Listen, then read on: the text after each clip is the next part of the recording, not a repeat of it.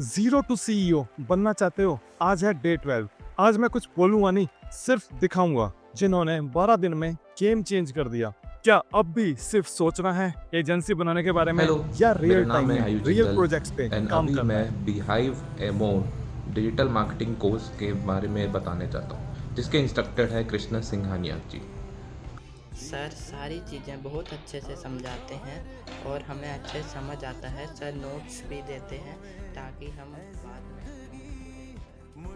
So hi, good morning. This is Janvi Vanzari. Yesterday I joined the session. In that session, I learn or I explore the Canva platform, which is very haunts for me. And I reflect.